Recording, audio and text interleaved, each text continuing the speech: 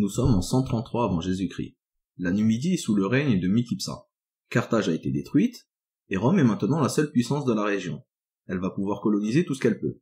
Pour l'instant, elle est en guerre en Ibérie. C'est le général Scipion Émilien qui dirige les opérations.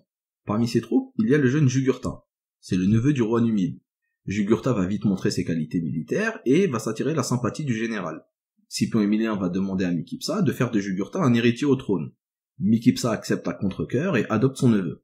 Jugurtha va donc partager le trône avec les deux vrais fils de Micipsa, Hiempsal et Adherbal. Quand Micipsa meurt, en moins 118, les trois héritiers sont censés se partager le pouvoir, à la manière de la génération précédente. L'un serait chargé de la guerre, l'autre serait chargé de l'économie et de la justice, et le troisième serait le roi officiel.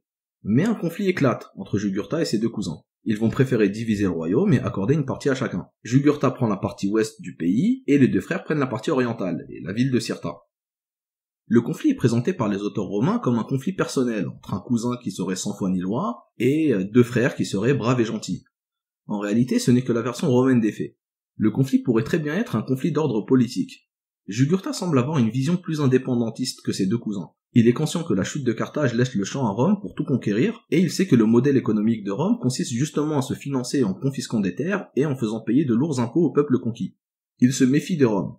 Jugurtha se contente pour l'instant de la partie ouest du pays, mais souhaite en réalité évincer ses deux cousins. Il commence par en faire assassiner un, le jeune Hiempsal. Cet assassinat va épouvanter toute la Numidie. Mais Jugurtha est un militaire, et il a le soutien de l'armée. Il réunit ses troupes, et il envahit Cirta. Adherbal s'enfuit à Rome et porte plainte contre Jugurtha. Il exige l'intervention de Rome contre celui qu'il appelle le pire scélérat que la terre ait jamais porté. Le problème, Jugurtha a beaucoup d'amis à Rome, il connaît la mentalité des Romains. Il s'envole lui aussi à Rome et réussit à corrompre les magistrats. Lors du procès, les deux Numides ressortiront avec un statu quo. Le royaume est officiellement divisé en deux, et Rome se charge maintenant de maintenir la paix.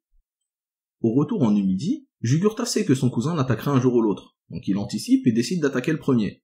Dès l'arrivée, il chasse Adherbal et marche sur Cirta. Rome est informé de ses agissements. Le Sénat envoie des diplomates à Cirta pour régler le conflit. Mais Jugurtha ne se réconcilie pas. Il fait assassiner son rival. Dans la foulée, il en profite pour massacrer les commerçants romains qui vivaient dans la ville. C'en est trop pour Rome. Le Sénat condamne Jugurtha à mort et décide que la Numidie serait dorénavant administrée directement. C'est le début de la guerre. En moins 112, la Légion débarque en Afrique. Jugurtha comprend qu'il n'a aucune chance en combat frontal. Il décide alors de temporiser et se rend. Il va à Rome pour subir son procès. Lors de ce procès, il réussit encore une fois à soudoyer des magistrats. Il perd son royaume, mais garde sa liberté. Dans la foulée, il fait secrètement tuer un autre de ses cousins qui était susceptible d'être nommé roi par les Romains. Sur le chemin du retour, il laisse cette phrase rester célèbre: « Ô Rome, ville à vendre, tu périras si tu trouves un acheteur. » Une fois de retour en Numidie, il reprend les hostilités. Il applique une stratégie de guérilla. Il attaque les légions romaines par surprise et se replie à chaque fois dans un endroit différent. Partout où il passe, il appelle les tribus numides à rallier sa cause. Il les exhorte à résister à l'envahisseur romain. En moins 110, il réussit à faire une attaque massive dans le camp du général Aulus, en pleine nuit. Les dégâts sont énormes côté romain. L'armée est décimée et tous les mercenaires ont rejoint Jugurtha. Jugurtha est en position de force. Il donne 10 jours à Aulus pour quitter le pays, lui et le peu de soldats qui lui restent. À Rome, c'est la désolation. Tout le monde crie vengeance. On envoie alors un nouveau général en Numidie pour reprendre la guerre. Le général Metellus. Metellus récupère une armée démoralisée et indisciplinée. Il part en guerre mais a du mal à vaincre Jugurtha. Son armée subit une embuscade le long du fleuve de Mutule. Metellus est mis à mal par Jugurtha. C'est le jeune lieutenant Marius qui a réussi à éviter aux Romains d'être taillés en pièces. Il remobilise l'armée et réussit à renverser la vapeur. L'armée romaine se remet à la poursuite de Jugurtha. Ils se mettent à piller les villes et à incendier les campagnes. Au fur et à mesure de ces opérations, Marius gagne le respect de l'armée et du peuple romain. Il réussit à faire reculer Jugurtha et assiège une à une les grandes villes de Numidie. Militairement, Jugurtha est en train de perdre. Il quitte la Numidie et tente de rallier à sa cause les Gétules et les Maures. Il trouve refuge chez Bocchus, le roi de Maurétanie. Jugurtha attend beaucoup de cette alliance. Il espère que Bocchus lui fournira une armée et qu'ensemble ils combattront les Romains. Les deux hommes sont liés par des liens familiaux, Jugurtha est le gendre de Bocchus. Mais en réalité, Bocchus avait passé un pacte secret avec Rome. Il a promis au sénateur Sylla de livrer Jugurtha, en échange de quoi il recevrait une partie de la Numidie. Jugurtha est donc livré aux Romains. Il sera traîné derrière un chariot le jour du triomphe de Marius et mourra étranglé dans son cachot. Les Romains remercient le roi Bocchus et lui donnent une grande partie de la Numidie. Son royaume va maintenant de l'Atlantique jusqu'à la Soumane. Désormais, la partie ouest de l'Algérie portera le nom de Maurétanie. Selon les époques, elle sera plus ou moins indépendante, mais elle sera considérée comme faisant partie du même grand ensemble que le Maroc actuel. La Numidie n'est dorénavant plus que la partie est du royaume. Le nom Numidie ne désigne plus que le nord constantinois, les Aurès et une partie du centre de la Tunisie. Après la mort de Jugurtha, cette partie reste sous le joug romain. Pour maintenir l'ordre et ne pas créer de troubles après une guerre qui a causé de nombreux massacres, les Romains préfèrent placer un roi fantoche. Ce roi doit de préférence être de sang royal pour mieux être accepté. Un personnage correspond au profil, Gauda, le frère de Jugurtha. Ce dernier est décrit comme un peu simple d'esprit, on pense même qu'il serait atteint d'une maladie mentale. Il serait très bien manipulable et son statut familial le rend légitime aux yeux de son peuple. Les Romains vont tout de même installer des soldats en Numidie. On leur donne des lopins de terre et on amène des gétules travailler pour eux. Ces militaires sont installés sur la partie orientale de la Numidie. Ils servent en quelque sorte de tampon entre la province d'Afrique et les Aurès. En cas de révolte, ils seront en première position. En plus, en amenant des gétules, on s'attire leur sympathie et on pourra s'en servir comme mercenaires contre les Numides en cas de guerre. On sait jamais. La région connaîtra une relative période de paix pendant un demi-siècle. Pendant ce temps, c'est à Rome que la paix civile est menacée. Des tensions sont en train de monter entre deux courants politiques. D'un côté, les optimates, les représentants des patriciens, c'est-à-dire de la noblesse romaine, et de l'autre, les populares, le parti de la plèbe, du peuple. Il faut bien comprendre le conflit entre ces deux partis car c'est lui qui a changé Rome à tout jamais. Quand Rome a commencé à faire des conquêtes, il y a quelques décennies, il y a eu un nombre conséquent d'esclaves qui ont été pris sur les terres conquises. C'était le cas par exemple lorsqu'ils ont conquis Carthage. Ces esclaves sont de la main-d'œuvre quasi gratuite, il suffit juste de leur donner à manger. En les amenant à Rome, ils ont permis aux riches propriétaires terriens de s'enrichir encore plus. Mais, le contre-coup, c'est qu'ils ont causé la paupérisation des petits paysans. Ça a entraîné un exode rural massif à Rome et un accroissement des pauvres, avec tout ce qui s'ensuit, insécurité, émeutes, etc. La situation devenait intenable et il fallait trouver une solution. Les populares, le parti de la plèbe, proposent de financer les pauvres en faisant des conquêtes et en revendant les terres. En revendant les terres, on pourrait acheter du blé et le donner aux pauvres. Les populares proposent, en d'autres termes, de régler les problèmes causés par la colonisation en faisant encore plus de colonisation. L'opposition entre les optimates et les populares sera personnifiée par le conflit entre Sylla, le patricien, et Marius, le plébéien. Vous vous souvenez de Marius et de Sylla? Marius était le lieutenant qui a battu militairement Jugurtha, et Sylla l'homme politique qui a négocié avec le roi Bocchus la capture de Jugurtha. Au retour à Rome, Marius, qui avait presque gagné la guerre, a eu un triomphe mitigé à cause de Sylla. Alors ils lui en voulaient, car il lui a en quelque sorte volé la vedette.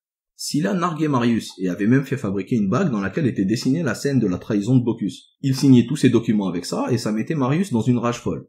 Les deux parties sont entrées en conflit ouvert dans lequel chacun faisait de la propagande contre l'autre. Ça a fini en guerre civile. Guerre au pluriel. Il y en a eu deux. On passera les détails, mais il faut savoir qu'à un moment donné, Marius fuit en Afrique. Il est reçu par Yempsal, le roi de la Numidie. Yempsal est le fils de Gauda. Sa famille est alliée à Sylla car c'était Sylla qui avait mis Gauda sur le trône. Yempsal tente de capturer Marius pour le livrer à Sylla, mais Marius réussit à s'enfuir. Et pour se venger, il va soutenir un coup d'état en Numidie. Yempsal est chassé du trône, et il ne retrouvera son trône que 2 ans plus tard, avec l'aide d'un allié de Sylla, Pompée. Ce même Pompée sera impliqué dans un autre conflit, la troisième guerre civile romaine. La troisième guerre civile fait suite aux 2 guerres civiles causées par Marius et Sylla. Là encore, on a les optimates contre les populares. Pompée est le leader des optimates. Il est opposé à Jules César. Jules César est issu d'une famille noble, mais il est devenu leader auprès de la plèbe en raison de ses positions populistes. Il promet aux Romains de leur donner du blé et de coloniser de nouvelles terres pour les offrir aux petits paysans romains.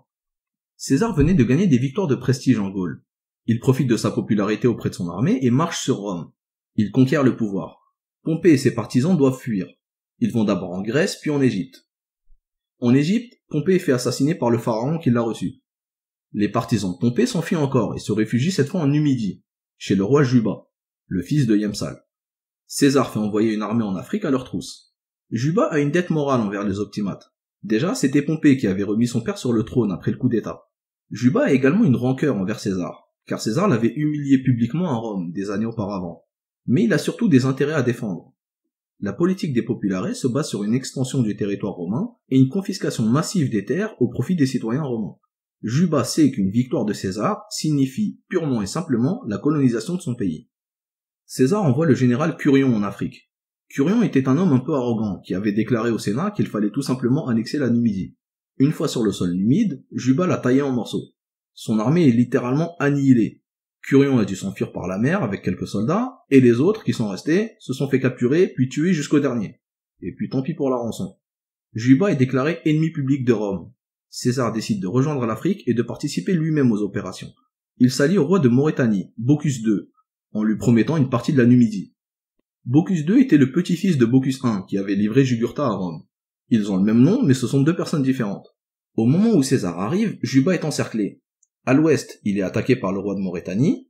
À l'est, le proconsul d'Afrique est un partisan de César. Et au sud, les Gétules sont en tension avec les Numides depuis que les Romains les avaient installés sur le territoire numide.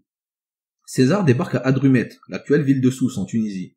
Juba tente d'y aller pour le combattre, mais il doit vite faire demi-tour. Bocchus de Maurétanie avait profité de son absence pour attaquer Cirta. Mais Juba arrive trop tard et la ville est déjà prise. Les partisans de Pompée, quant à eux, sont battus par César à Thapsus. Juba tente de se replier vers la ville de Zama, où habitait sa famille, mais les habitants lui refusent l'accès.